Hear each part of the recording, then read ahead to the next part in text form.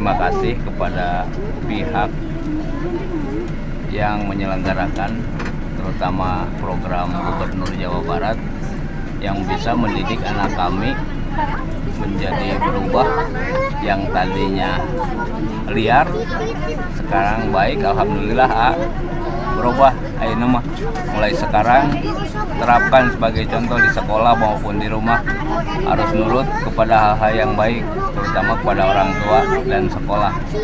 Rajin sekolah A. Si A kelas 2, anak saya tuh kelas 8, berarti kelas 2 sekarang.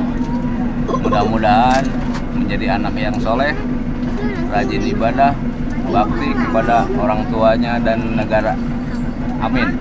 Doanya kepada semuanya, kepada bu gurunya, kepada bupati, kepada gubernur.